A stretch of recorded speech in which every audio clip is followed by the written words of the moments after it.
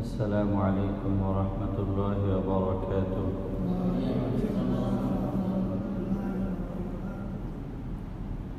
إن الحمد لله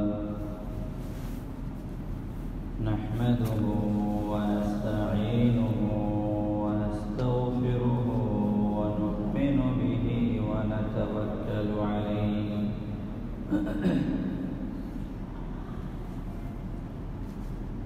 ونعوذ بالله من شرور أنفسنا ومن سيئات أعمالنا. من يهده الله فلا مضل له ومن يضلله فلا هادي له. ونشهد أن لا إله إلا الله وحده لا شريك له. ونشهد أن سيدنا ومولانا محمدا عبده ورسوله أرسله بالحق بشيرا ونذيرا وداعيا إلى الله بإذنه وسراجا منيرا.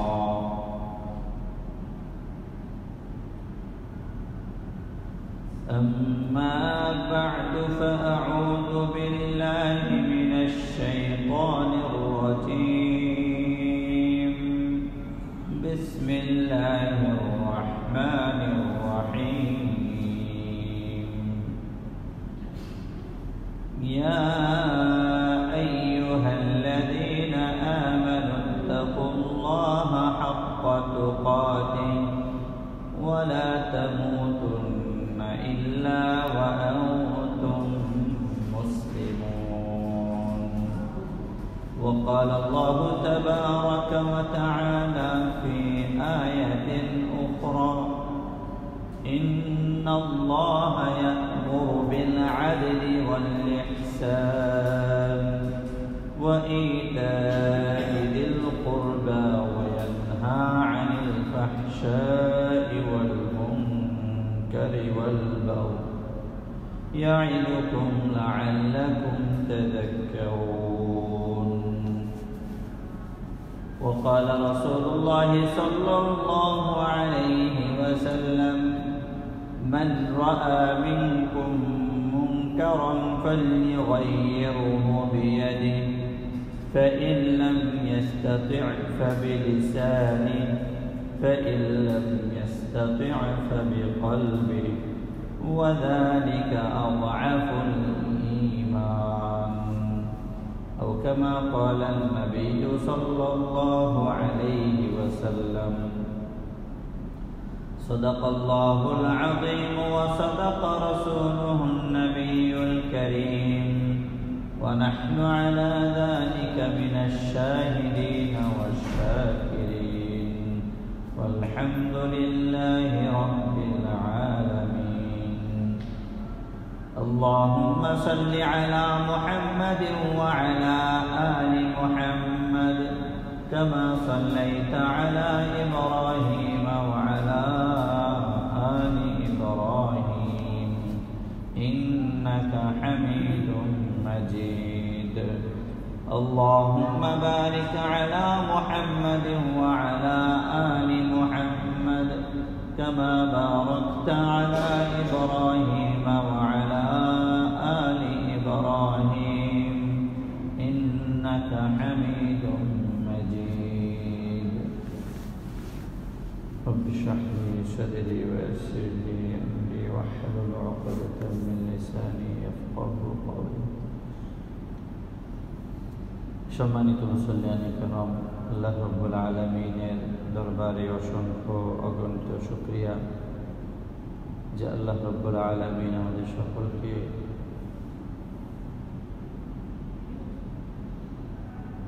প্রতি জুমার ন্যায় আজকেও সালাতুল জুমা তথা জুমার নামাজ আদায়ের উদ্দেশ্যে আগে আগে তার পবিত্র ঘর মসজিদে আসার তৌফিক দান করেছেন। এজন্য দিল থেকে শুকরিয়া আদায় করে পড়ব আলহামদুলিল্লাহ।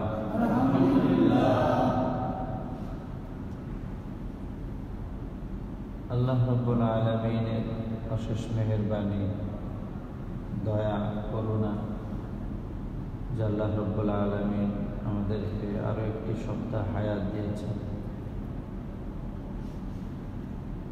গত জুমায় আমরা এসেছিলাম, আজকে জুমায় আসতে পেরেছি।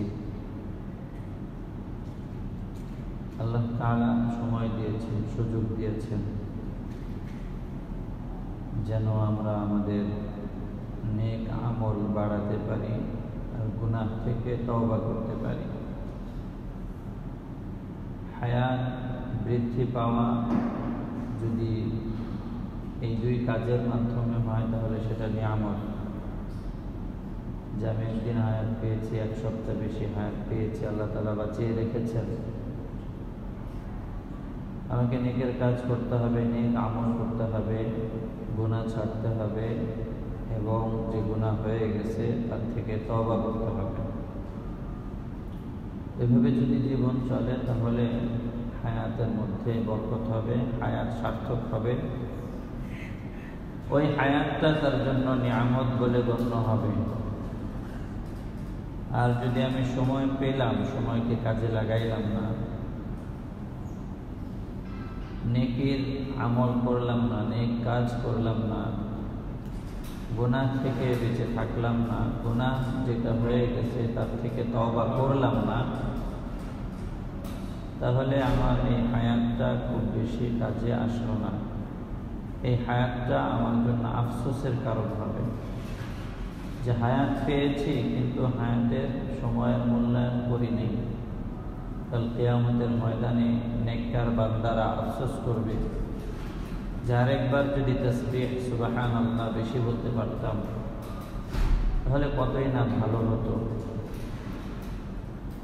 যদি দুনিয়ায় থাকতেই তওবা করে আসতাম, গুনাহ মাফ করিয়া আসতাম, তাহলে আজকে এই কিয়ামতের কঠিন দিনে শাস্তির সম্মুখীন হওয়া লাগতো না। এইভাবে আফসোস করতে থাকবে। তে আফসোস যেন করতে না হয়। আন তাকুলা নাফসু ইয়া হাসরাতা আলা মা ফাররাতু ফি জামবিল্লাহ ওয়া ইন কুনতু লামিনাস সাখিরিন। যে কথাটা যেন বলতে না হয়, আল্লাহ তাআলা আগেই সতর্ক করে দিয়েছেন। আন তাকুলা নাফসু ইয়া হাসরাতা, হায় আফসোস। তো এরকম হায় আফসোস বলে যেন কোনো হাহুতাশ করতে না হয়, আল্লাহ তাআলা সতর্ক করেছেন। তো এই আয়াত থেকে নিশ্চয়ই আল্লাহ তাআলার কালাম, কোরআনে কারীমের আয়াত, এই আয়াত থেকে নিশ্চয়ই বোঝা যায় যে কাল কিয়ামতের দিনটা এমন একটা দিন, যেই দিন নিজের উপরে যে জুলুম করেছি আমি দুনিয়ায় থাকতে, জীবিত থাকতে, সেই জুলুমের জন্য আফসোস করতে হবে। ইয়া হাসরাতা। তো এই আফসোস যেন করতে না হয় আল্লাহ তাআলা আগেই সতর্ক করে দিয়েছেন। দিনটি ভয়াবহ দিন, প্রত্যেকটা মানুষের জন্যই কিয়ামত আগত, শুধু মুসলমানদের জন্য না, কিয়ামত প্রত্যেকটা মানুষের জন্য। এই জীবনের একটা হিসাব হবে। দুনিয়ার প্রত্যেকটা কাজের শেষে যদি একটা উত্তর থাকে, একটা ফলাফল মানুষ খুঁজে, তাহলে পুরাটা জীবনের একটা হিসাব হবে না? নিশ্চয়ই হবে, নিঃসন্দেহে হবে। সেই বিচার দিবসের অপেক্ষায় থাকতে হবে। সেই বিচার দিবসে যেন আফসোস করতে না হয়, এর জন্য আগের থেকেই প্রস্তুত থাকতে হবে, সতর্ক থাকতে হবে। আল্লাহ রাব্বুল আলামিনের অসংখ্য নাজিলকৃত আয়াতের মধ্য থেকে বিশেষ একটি আয়াত আমি আপনাদের সামনে তেলাওয়াত করেছি।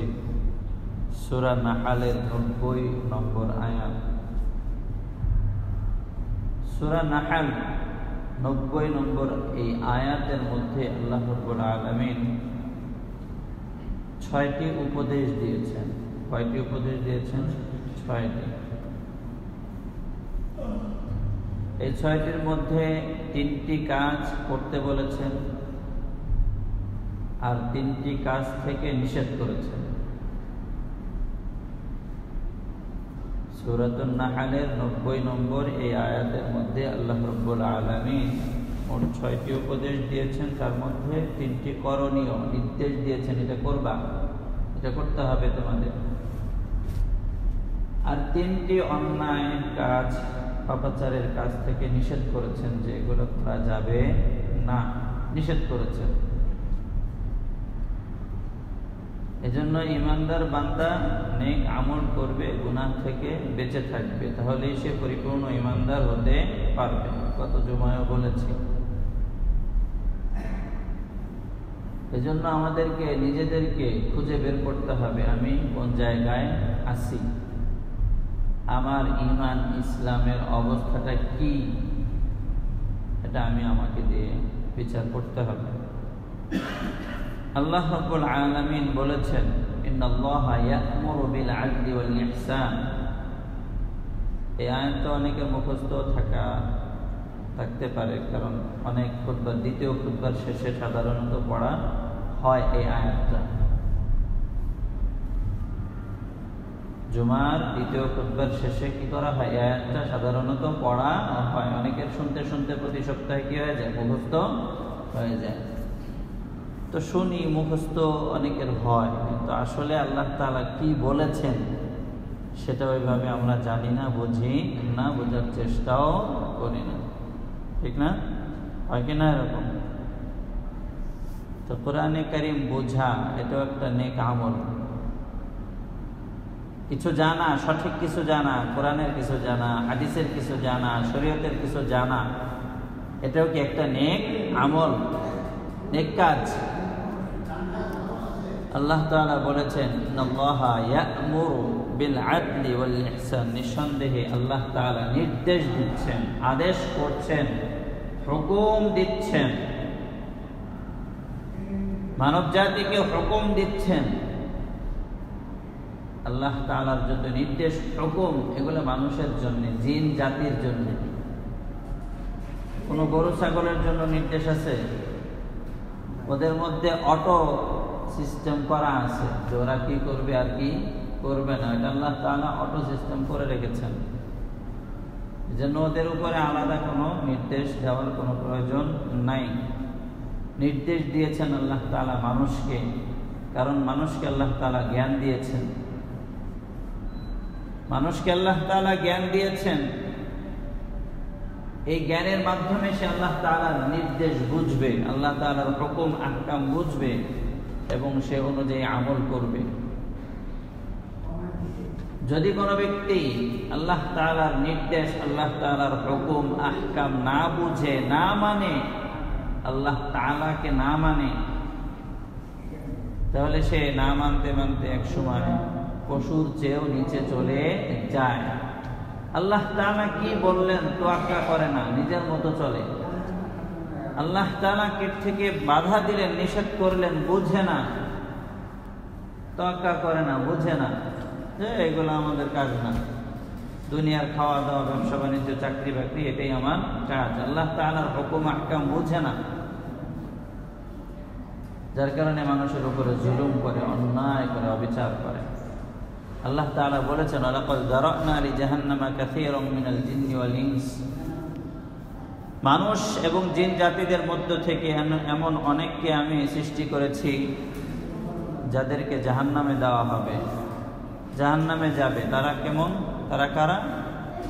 লাহুম কুলুবুন, তাদের দিল ছিল কিন্তু ওই দিল দ্বারা ভালো কিছু বুঝে নাই। দিলটা শুধু ছিল, ওটাকে লালন পালন করেছে, কিন্তু অন্তর দিয়ে, দিল দিয়ে কিছু বুঝে নাই। লাহুম কুলুবুল লা ইয়াফকাহুনা বিহা, এই অন্তরের মাধ্যমে বুঝে নাই, অন্তরকে কাজে লাগায় নাই। লাহুম কুলুবুল লা ইয়াফকাহুনা বিহা ওয়া লাহুম আ'য়ুনুল লা ইউবসিরুনা বিহা, তাদের চোখ ছিল কিন্তু দেখে নাই, চোখ ছিল কিন্তু দেখে নাই। চোখকে কাজে লাগায় নাই, চোখকে কি করে নাই? কাজে লাগায় নাই।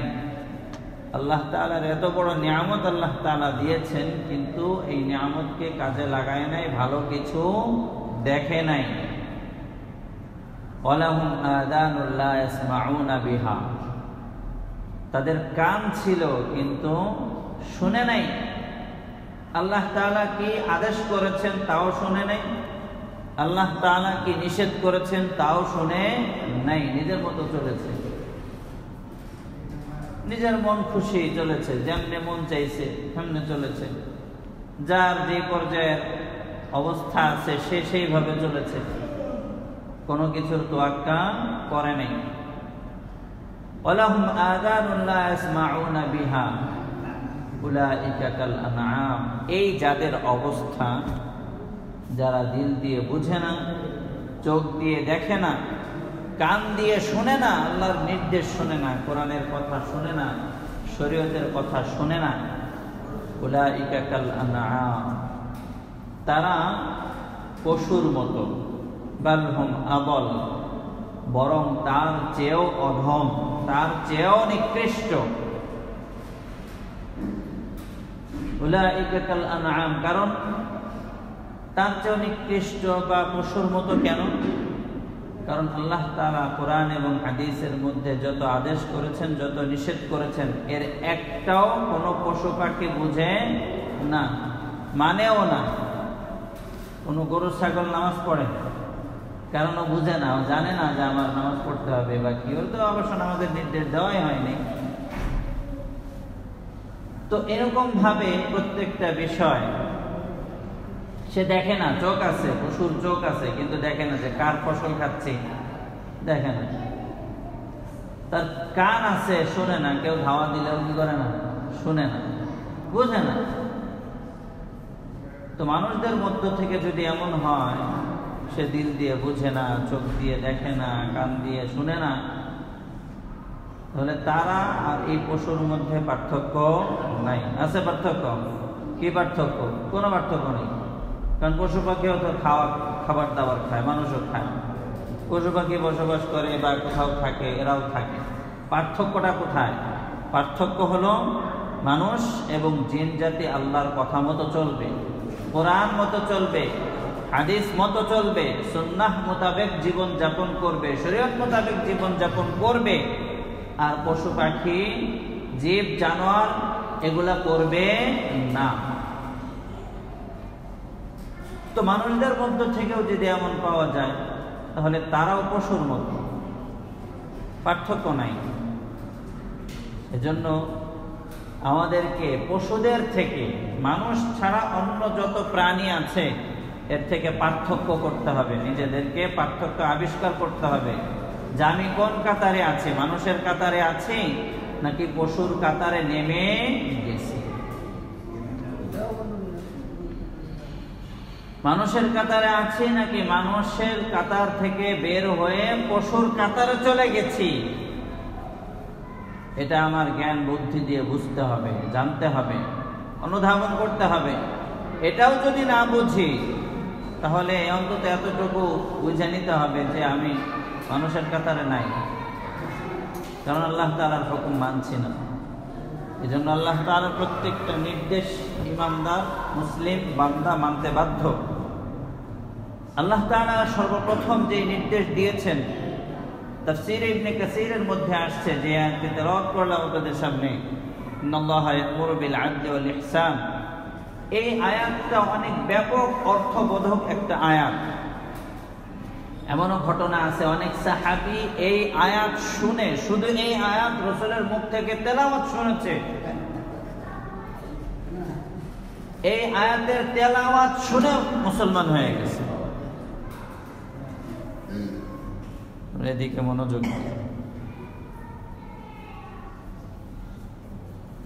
এই আয়াতের ব্যাপারে তাফসীরের মধ্যে মুফাসসিরিনে কিরাম লিখেছেন যে এটা এমন একটা আয়াত, কোরআনে কারীমের এমন গুরুত্বপূর্ণ আয়াত যে এই আয়াত শুনে অনেক সাহাবী কি হয়ে গেছে, মুসলমান হয়ে গেছে। মানে আগে তো সাহাবী ছিল না, রাসূলের তেলাওয়াত শুনেছে, আপনার এই তেলাওয়াত শুনেই ওরা এই আয়াতের তেলাওয়াত শুনে মুসলমান হয়ে গেছে।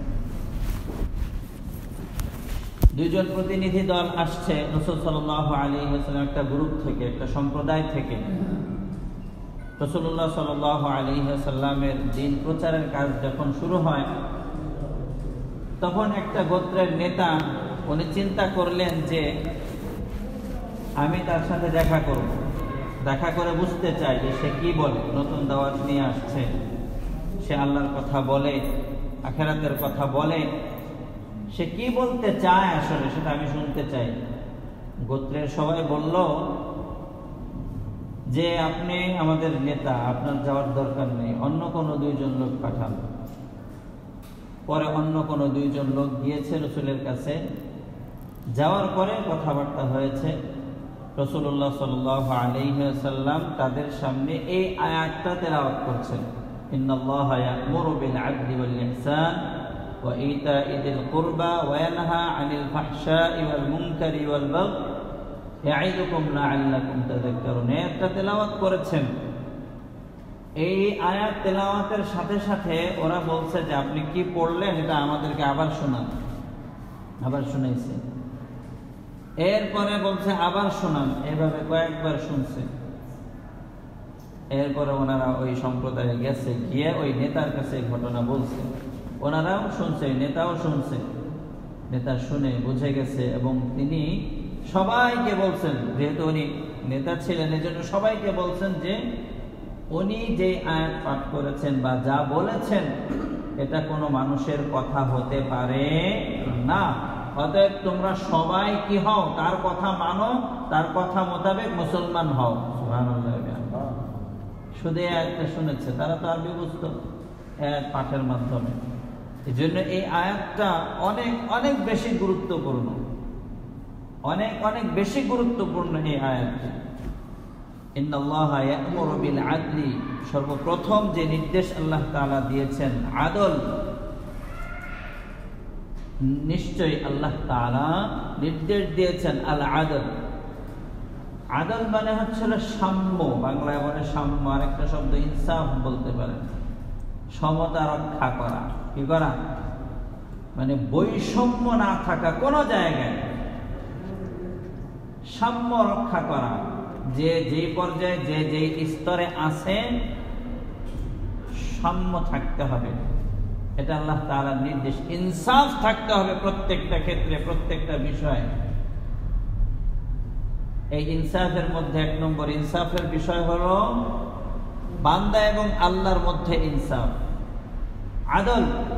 বান্দা তার আল্লাহর মাঝখানে, এই দুইজনের মধ্যে, আল্লাহ এবং বান্দার মধ্যে সে আদল কায়েম করবে। সেটা হলো সে আল্লাহ তাআলার নির্দেশ মোতাবেক জীবন যাপন করবে। তো বান্দা আল্লাহর নির্দেশ মোতাবেক জীবন যাপন করবে, এটাই সাম্য। এটা সাম্য, এটা একটা সাম্যের বিষয় যে তুমি মাখলুক আর আল্লাহ তাআলা হলেন খালিক। অতএব সৃষ্টি স্রষ্টার ইবাদত করবে, সৃষ্টি স্রষ্টার হুকুম মোতাবেক চলবে, এটাই ইনসাফ। এটাই কি ইনসাফ না? এটাই ইনসাফ। আপনি একটা জিনিস তৈরি করেছেন, সেটা আপনি ব্যবহার করবেন, এটাই ইনসাফ। আপনি একটা জিনিস আবিষ্কার করেছেন, ওটা আপনার কথা মোতাবেক চলবে, এটাই ইনসাফ। মোবাইল আপনি তৈরি করেছেন, মোবাইলটা চলবে আপনার নির্দেশে। নির্দেশে বলতে আপনি যেভাবে বলে দিবেন ওইভাবে চলবে, তাহলে জিনিসটা চলবে। এই জন্য বান্দা এবং আল্লাহর মাঝে এক নম্বর ইনসাফ, আল আদল কায়েম করতে হবে। অর্থাৎ বান্দা প্রত্যেকটা ক্ষেত্রে আল্লাহর হুকুম মানতে বাধ্য থাকবে, এটা একটা আদল। দুই নম্বর আদল ইনসাফ হচ্ছে নিজের মধ্যে, নিজের উপরে ইনসাফ করা। কার উপরে ইনসাফ করা? নিজে নিজের উপরে ইনসাফ করা, নিজে নিজের উপরে সমতা বা সাম্য ঠিক রাখা। মানে হচ্ছে নিজের ক্ষতি হয় এমন কোনো কিছু না করা। নিজের শরীরের ক্ষতি হয়, নিজের মানসিক ক্ষতি হয়, শারীরিক ক্ষতি হয়, নিজের যে কোনো ধরনের ক্ষতি থেকে নিজেকে বাঁচানো, এটাও ইনসাফের অন্তর্ভুক্ত। তাহলে ইনসাফের কয় নম্বর বললাম? 2 নম্বর। প্রথম হলো আল্লাহ তাআলার সাথে বান্দার ইনসাফ কায়েম করা, আল্লাহর নির্দেশ মোতাবেক জীবনযাপন করা। 2 নম্বর ইনসাফ এবং আদল হলো নিজের উপরে নিজে জুলুম না করা, অর্থাৎ নিজের ক্ষতি হয় এমন কোনো কিছু না করা, সর্বপ্রকারের ক্ষতি থেকে বেঁচে থাকা। এটাও একটা আদল, এটাও একটা ইনসাফ। 3 নম্বর হচ্ছে মানুষ মানুষের মধ্যে ইনসাফ কায়েম করা। 3 নম্বর কি ভাই? মানুষ মানুষের মধ্যে ইনসাফ কায়েম করা, আদল কায়েম করা। অর্থাৎ প্রত্যেকটা মানুষ আরেকজন মানুষের যত অধিকার আছে, যত পাওনা আছে, সমস্ত পাওনা, সমস্ত অধিকার, সমস্ত হক আদায় করে দেওয়া, এটা হলো মানুষের সাথে ইনসাফ। অর্থাৎ প্রত্যেকের পাওনা, প্রত্যেকের প্রাপ্য তাকে বুঝিয়ে দেওয়া, এটা হলো কি? 3 নম্বর ইনসাফ। ইনসাফের 3 নম্বর ব্যাখ্যা আর কি? প্রথমে হলো আল্লাহর সাথে ইনসাফ, 2 নম্বর নিজের উপরে নিজের সাথে ইনসাফ, নিজের প্রতি এমন কিছু না করা, 3 নম্বর মানুষের সাথে মানুষের কি করা? ইনসাফ কায়েম করা, ন্যায় বিচার করা, জুলুম না করা। এটা হলো, দেখেন, হকুল্লাহ, এটা হকুকুল ইবাদ। হক 2 ধরনের, একটা হলো হকুল্লাহ, একটা হলো হুকুকুল ইবাদ। আল্লাহর হক, বান্দার হক। কার হক? আল্লাহর হক একটা, আরেকটা হলো কার হক? বান্দার হক। আল্লাহ তাআলার হক চাইলে আল্লাহ তাআলা ইচ্ছা করলে কি করে দিতে পারেন? মাফ করে দিতে পারেন। কিন্তু কেউ যদি কোনো বান্দার সাথে, কোনো মানুষের সাথে বেইনসাফি করে,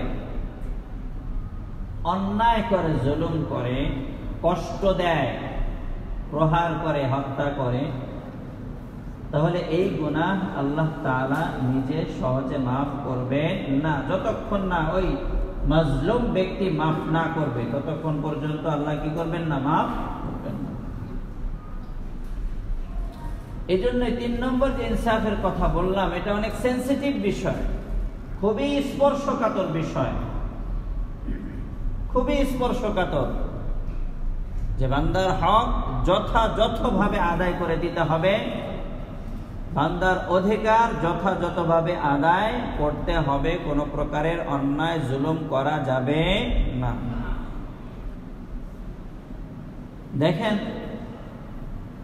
আল্লাহ তাআলা এই দ্বিতীয় ইনসাফ আরেকটা বিষয় বলেছেন, উপদেশ দিয়েছেন। এটা গেল, এই বিষয়ে আরেকটু কথা সামনে আছে, বলবো। 2 নম্বর নির্দেশ দিয়েছেন ইহসান, ইন্নাল্লাহা ইয়া'মুরু বিল আদলি ওয়াল ইহসান। এটা হলো 2 নম্বর উপদেশ।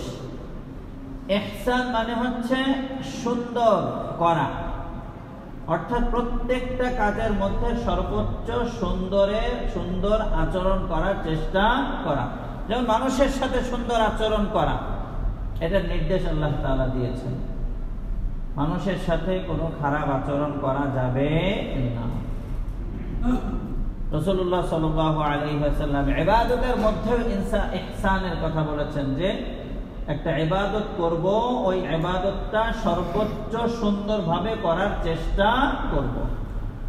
ঠিক এমনি ভাবে মানুষের সাথে মানুষের যত ধরনের লেনদেন হবে, কথাবার্তা হবে, ওঠা বসা হবে, চলাফেরা হবে, যত ধরনের কমিউনিকেশন আছে মানুষের সাথে মানুষের, যে কোনো পর্যায়ে হোক না কেন, পারিবারিক পর্যায়ের হোক, সামাজিক পর্যায়ের হোক, রাষ্ট্রীয় পর্যায়ের হোক, যে কোনো পর্যায়ের মানুষের সাথে মানুষের সর্বোত্তম সুন্দর আচরণ করার নির্দেশ কে দিয়েছেন?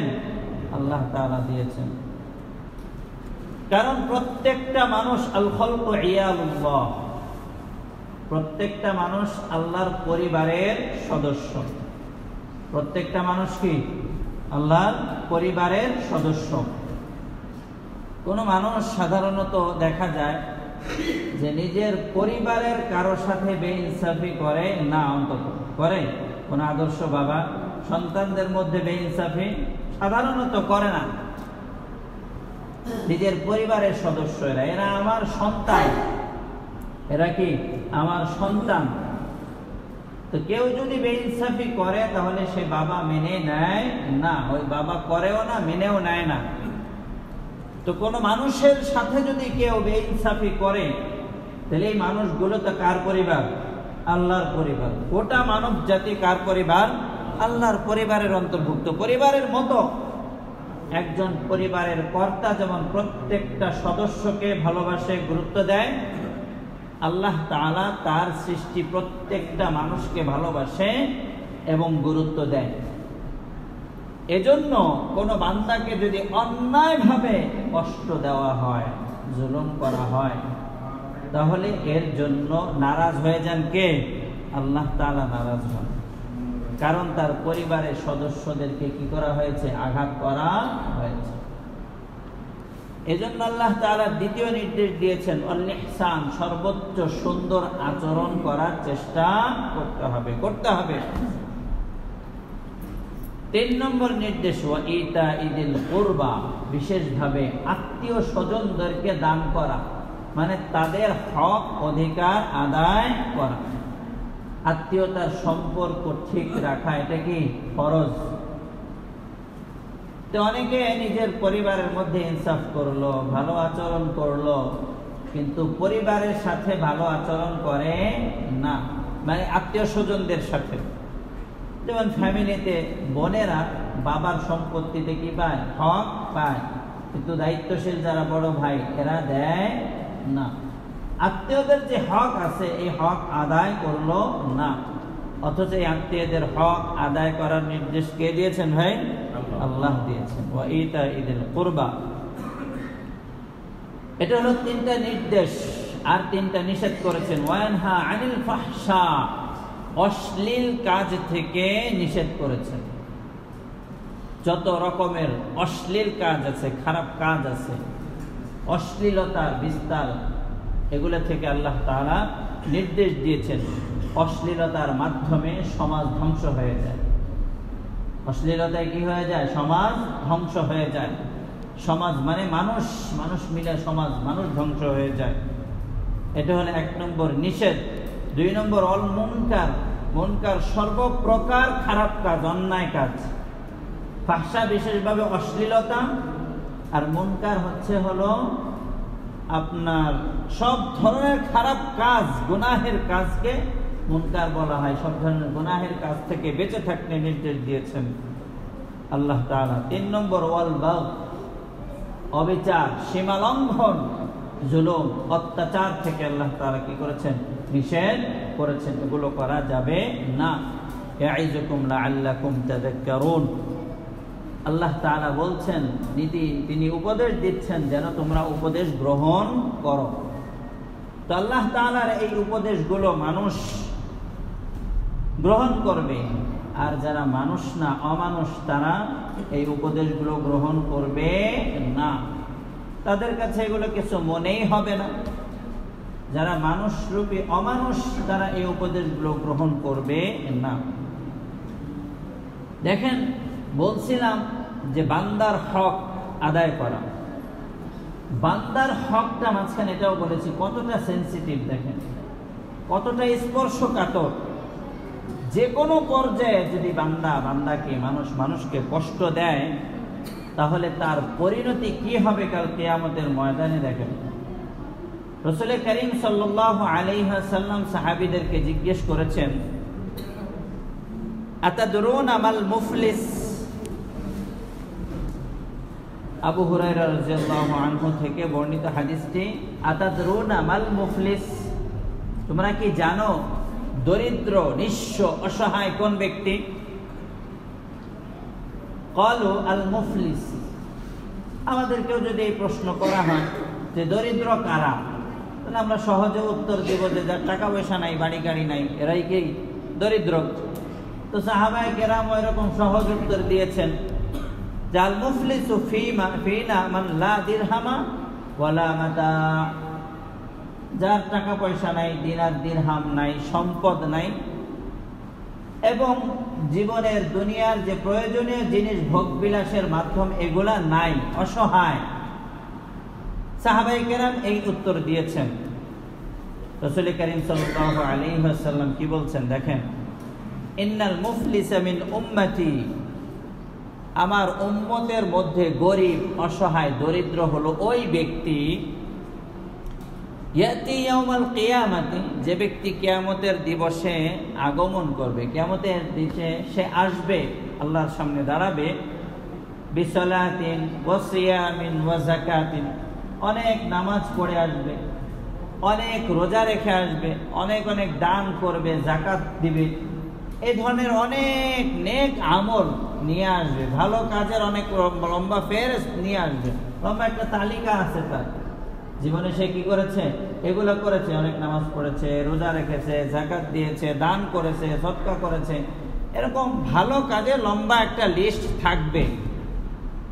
কিন্তু ওয়ায়াতি কদ শাতামা হাদা, কিন্তু এই লোকটা অনেকগুলো ভালো কাজ করেছে, সাথে কদ শাতামা হাদা, অমুক ব্যক্তিকে একটা গালি দিয়েছিল।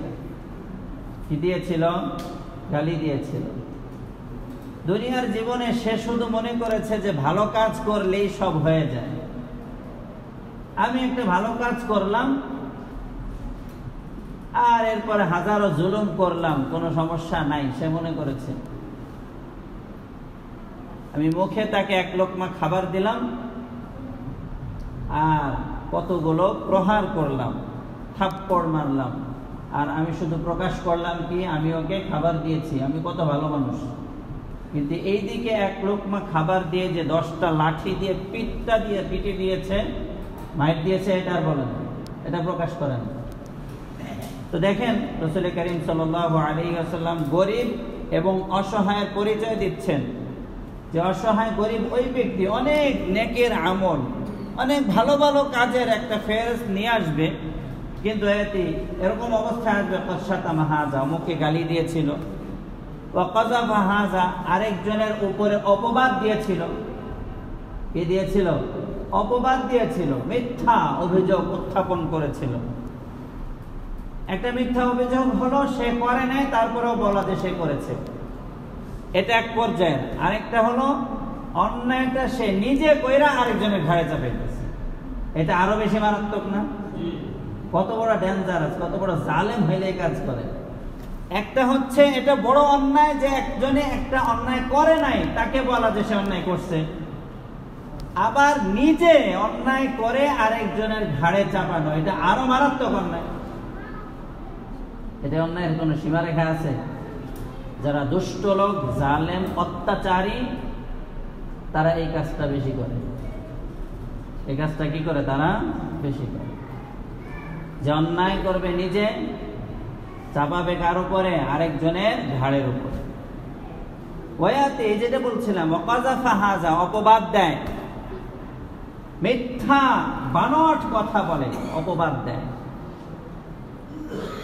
3 নম্বর, ওয়াকালা মালা হাযা, অমুকের সম্পদ খেয়েছে, জুলুম করে অমুকের কি খেয়েছে? সম্পদ গ্রাস করেছে, দুর্নীতি করেছে, করে না দুর্নীতি? ওয়াকালা মালা হাযা, জনগণের সম্পদ খেয়েছে ক্ষমতার দোহাই দিয়ে, যেভাবেই হোক, শুধু যে কেউ যে কোনো ভাবে একটা টাকাও যদি অন্যায় ভাবে খায় তাহলে সেটাও এটার অন্তর্ভুক্ত হবে। দেখেন অনেকগুলো নেক আমলের পরে রাসূল সাল্লাল্লাহু আলাইহি ওয়াসাল্লাম বলতেছেন এইগুলোও করছে, গালি দিয়েছে, মিথ্যা অপবাদ দিয়েছে, তারপরে অন্যায় ভাবে জুলুম করে মানুষের সম্পদ ভক্ষণ করেছে। ওয়াসাফাকা দামা হাযা, 4 নম্বর হলো রক্তপাত করেছে, মানুষের রক্ত ঝরিয়েছে। মানুষের কি করেছে? রক্ত ঝরিয়েছে।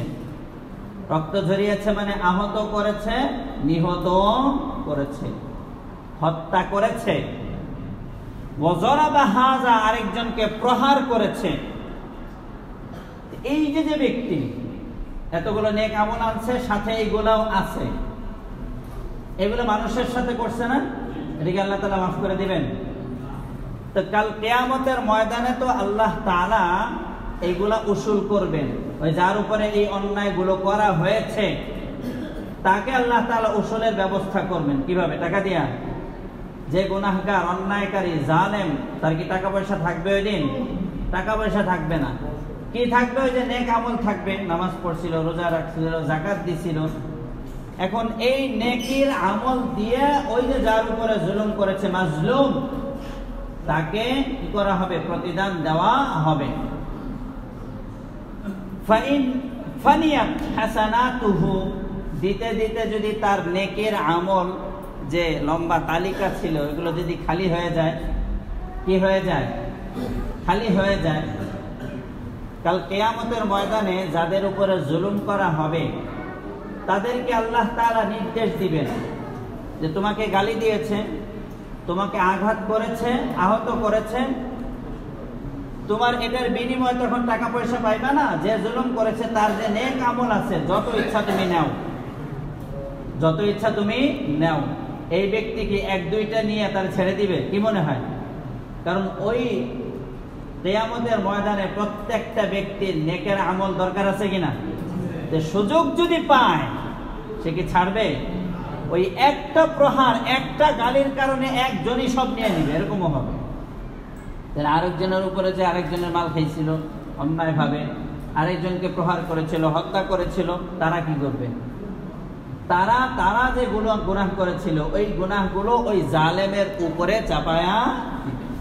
দেখেন, ফাইন ফানিয়াত হাসানাতুহু ক্বাবলা আন ইয়াকদা মা আলাইহি, বিচার কার্য শেষ হওয়ার আগেই যদি তার সব নেক আমল শেষ হয়ে যায়, আখাযা মিন খাতায়াহুম ফাতুরিহাত আলাইহি, ওই মাজলুমের গুনাহগুলো নিয়ে ওই জালেমের উপরে আল্লাহ তাআলা চাপায়া দিবেন। নাউযুবিল্লাহ।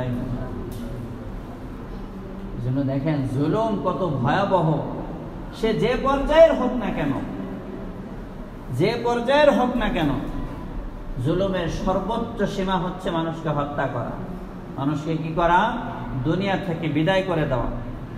মানুষ হত্যা করা কত বড় জঘন্য অন্যায়। দেখেন, তিরমিজি শরীফের 1395 নম্বর হাদিস বলছে আপনাদেরকে, তো খেয়াল করেন। রাসূল করিম সাল্লাল্লাহু আলাইহি ওয়াসাল্লাম বলেছেন যে একজন মানুষকে হত্যা করা অন্যায়ভাবে, কিভাবে? অন্যায়ভাবে, শরীয়ত সম্মত যে অন্যায় আছে ওই অন্যায়ের কারণে হত্যা করা যাবে। যেমন একজন একজনকে হত্যা করছে, এটার বিনিময়ে তাকে হত্যা করা যাবে। বিবাহিতরা জিনা করলে হত্যা করা যায়, এরকম আরো বিভিন্ন বিষয় আছে। এর বাইরে অন্যায়ভাবে বড় কোনো কারণ হোক, ছোট কোনো কারণ হোক, যদি হত্যা করে কোনো ব্যক্তিকে, রাসূল কি বলছেন দেখেন, লা জাওয়ালুদ দুনিয়া আহওয়ানু আলাল্লাহি মিন কতলি রাজুলিন মুসলিমিন।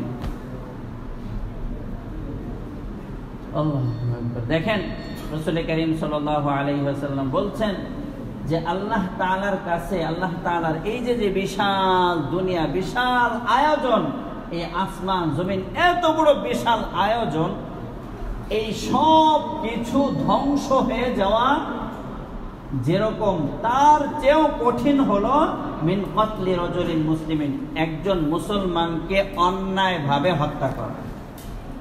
খেয়াল করেছেন যে পুরা দুনিয়া ধ্বংস হয়ে যাক, আল্লাহ তাআলার আফসোস নাই, কিন্তু আল্লাহ তাআলা ওই ব্যক্তি, একজন মুসলমান ব্যক্তিকে অন্যায়ভাবে হত্যা করা পুরা দুনিয়া ধ্বংস হয়ে যাওয়ার চেয়েও কঠিন। আচ্ছা বলেন তো, একজন মানুষকে হত্যা করা হয়েছে, তাকে কি সারা দুনিয়া বিক্রি করেও জীবিত করা যাবে? সম্ভব? একজন মায়ের সন্তান মারা গেছে, একজন স্ত্রী স্বামী মারা গেছে, তার সামনে যদি পুরা দুনিয়াও এনে ফেলে দেওয়া হয় তার মায়ের কাছে পায়ের উপরে, এই সন্তানের সমপরিমাণ হবে? কোন মা এটা মেনে নিবে যে হ্যাঁ ঠিক আছে, আলহামদুলিল্লাহ, আমি সন্তানের বিনিময়ে দুনিয়া পাইছি? এরকম কোন জালেম মা আছে? কোনদিনও না। এই জন্য মানুষকে হত্যা করা এর চেয়ে বড় জঘন্য অপরাধ হতে পারে না। আল্লাহ তাআলার কাছে একজন মুসলমানকে হত্যা করা অনেক অনেক বেশি, পুরা দুনিয়া ধ্বংস হয়ে যাওয়ার চেয়েও কঠিন। এই জন্য আমরা কোনো ধরনের, সারা বিশ্বেই কোনো জায়গায় কোনো মুসলমান নিহত হোক, এটা আমরা চাই না। আজকে দেখেন, বিশ্বের মানবতার ধ্বজাধারী, মানবাধিকারের কথা বলে তারা নিশ্চুপ হয়ে দেখছে যে ফিলিস্তিনের উপরে কি জুলুম নির্যাতন হচ্ছে। অত্যন্ত দুঃখজনক এবং পরিতাপের বিষয় যে আপনারা শুনেছেন যে ইসরায়েলের বিরুদ্ধে বাইতুল মুকাদ্দাসকে বিজয় করার জন্য যারা লড়াই করছিল, হামাস, ফিলিস্তিনের স্বাধীনতা গোষ্ঠী হামাস, এই হামাসের যে নেতা ইসমাইল হানিয়া, শুনেছেন না সবাই? ওনাকে নির্মমভাবে হত্যা করা হয়েছে। এটা মুসলমানদের জন্য এই সময়ের জন্য অত্যন্ত দুঃখ এবং পরিতাপের বিষয়, আফসোসের বিষয়। জন্য আমাদের দোয়া করা দরকার দূর থেকে, যে এই যে যারা বাইতুল মুকাদ্দাসকে বিজয় করার জন্য লড়াই করছে হামাস, এদের উপরে যেন আল্লাহ তাআলা খাস রহমত নাজিল করেন এবং গুরুত্বপূর্ণ এই ইসমাইল হানিয়ার চেয়েও মজবুত একজন নেতা যেন আল্লাহ তাআলা নির্ধারণ করে দেন, যারা মুসলমানদের সম্পদ বাইতুল মুকাদ্দাসকে ফিরিয়ে আনবে। এজন্য বলছিলাম যে ভাই, জুলুম থেকে বিরত থাকা এবং ন্যায় ইনসাফ কায়েম করা। কোনো মানুষ কোনোভাবে কষ্ট পাক, সে যেই হোক না কেন, দল মত নির্বিশেষে, কেউ চায় না কেউ কষ্ট করুক, কষ্ট পাক, কেউ নিহত হোক, আহত হোক। এজন্য আমরা আমাদের দেশের জন্য দোয়া করি। আমাদের দেশের পরিস্থিতি সম্পর্কে আপনাদের জানা আছে, যার যার জায়গা থেকে দোয়া করা দরকার এবং এটার আশু সমাধান কামনা করা দরকার আমাদের। আসলে আমাদের দেশ আমাদের সবার, বিশেষ কোনো দলের দেশ না, বিশেষ কোনো ব্যক্তিরও না। দেশ বাংলাদেশের যতগুলো মানুষ আছে, প্রত্যেকটা মানুষের অধিকার এই বাংলাদেশের উপরে আছে কিনা দেখেন। প্রত্যেকটা মানুষ দায়িত্বশীল। আলা কুল্লুকুম রাঈন ওয়া কুল্লুকুম মাসউলুন আন রাইয়াতিহি। রাসূল করিম সাল্লাল্লাহু আলাইহি ওয়াসাল্লাম বলেছেন, প্রত্যেকটা মানুষ দায়িত্বশীল। ফাল ইমাম রাঈন ওয়া হুয়া মাসউলুন আন রাইয়াতিহি।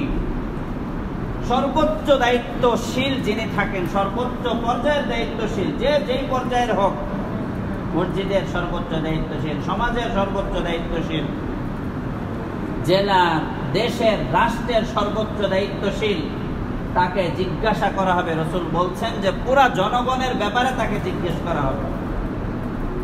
কোন শাসককে কি একটা দলের ব্যাপারে জিজ্ঞেস করা হবে?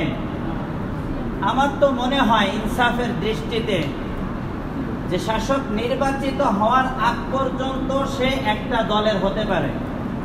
যখন তিনি একটা দায়িত্বে যাবেন, তখন কি তিনি কোনো দলের থাকতে পারেন? যাদের দায়িত্বশীল সবারই কিন্তু দায়িত্বশীল হইতে হবে, তাহলেই তো সে একজন ইনসাফগার, ন্যায় বিচারক দায়িত্বশীল। আমি আগে ভিন্ন দলের হতে পারি, ঠিক আছে, কিন্তু যখন আমি দায়িত্বশীল হয়ে গেলাম একটা দেশের, একটা রাষ্ট্রের, একটা সমাজের, তখন কিন্তু ভেদাভেদ থাকা উচিত না। সে সকলের দায়িত্বশীল। এজন্য সকলের কথা শুনে ইনসাফের সাথে একটা ফায়সালা এবং সমাধানে আসতে হবে, তবেই সবকিছু কিন্তু শান্ত হবে, ঠান্ডা হবে। তো আমি যদি দায়িত্বশীল হয়ে ভাগ করি, তাহলে কিন্তু সমাধান আসবে না, কোনোদিনও সমাধান আসবে না। আমি খতিব সাহেব মনে করি, এখানে যদি আমি মুসল্লিদের মধ্যে ভাগ করি, সমস্যা বাড়বে না কমবে? বাড়বে। সমস্যা তৈরি হবে। আমি এক গ্রুপকে ভালো মনে করি, আরেক গ্রুপকে ভালো মনে করি না। আমি এখানে খতিব হওয়ার আগ পর্যন্ত মনে করলাম যে হ্যাঁ, আমাকে যারা চায় তাদেরকে আমি ভালোবাসি, যারা চায় না তাদেরকে আমি ভালোবাসি না। এটা আমি নিয়োগ হওয়ার আগ পর্যন্ত বলতে পারি বা মানুষ হিসেবে বলতে পারে। কিন্তু যখন আমি নিয়োগ হয়ে গেলাম, তখন কি আমি এই ভাগ করতে পারি যে যারা আমাকে চায় না তারা আমার পিছনে নামাজ পড়বেন না? এই খতিব কি থাকার উপযুক্ত বলেন? এই খতিব থাকার উপযুক্ত যে যারা আমাকে চান না এরা আসবেন না, এদের আমি ইমাম না, এদেরকে আমি নামাজ পড়াবো না? এটা কি অন্যায় একটা কথা না? এটা অন্যায় কথা। এজন্য প্রত্যেক দায়িত্বশীল তার দায়িত্ব সম্পর্কে জিজ্ঞাসিত হবে। এজন্য আমাদের উদাত্ত আহ্বান থাকবে, যারা দায়িত্বের পর্যায়ে আছেন তারা এই অবস্থার আশু সমাধানের চেষ্টা করেন। মেহেরবানি করে, দয়া করে। আমরা আর কোনো বৈষম্য দেখতে চাই না। বৈষম্য বিরোধী প্রত্যেকটা মানুষ, বৈষম্য বিরোধী প্রত্যেকটা মানুষ, প্রত্যেকটা, যদি সে মানুষ হয়ে থাকে, কোনো মানুষ বৈষম্যের পক্ষে থাকতে পারে না। কোন ব্যক্তি যদি বৈষম্যের পক্ষে থাকে তাহলে সে মানুষ না। এই জন্য আমরা চাই দেশের যে অবস্থা, যে পরিস্থিতি, আশু সমাধান হোক, আমরা একসাথে নিরাপদে বসবাস করি। সবাই চাই কিনা বলেন? সবাই নিরাপদে বসবাস করি। যত মানুষ আছে আমাদের দেশের, কেউ ভেদাভেদ নেই, আমরা সকলেই ভাই ভাই হয়ে থাকতে চাই, নিরাপদে বসবাস করতে চাই। কর্তৃপক্ষ দায়িত্বশীল যারা আছেন তাদের কাছে আমাদের এই আহ্বান থাকবে সর্বশেষ, যেন কারো উপরে কোনো জুলুম না হয়, কারো উপরে যেন অন্যায় না হয়। যাদের উপরে জুলুম হয়েছে, অন্যায় হয়েছে, এটার দায় দায়িত্ব নিয়ে সমাধানে আসা দরকার। অন্যথায় সমাধান আসবে না, এভাবে চলতে থাকবে, এক পর্যায়ে সকলেই অনিরাপদ হয়ে যাব, নিরাপদ কেউ থাকতে পারবো না। এজন্য আমরা দোয়া করি এবং উদাত্ত আহ্বান জানাই, যারা কর্তৃপক্ষ আছেন, দায়িত্বশীল আছেন, আশু সমাধানের চেষ্টা করুন। আল্লাহ রাব্বুল আলামিন আমাদের সকলকে বিষয়গুলো বোঝার এবং সেই অনুযায়ী আমল করার তৌফিক দান করেন। ওয়া আখির দাওয়ানা আলহামদুলিল্লাহি রাব্বিল আলামিন।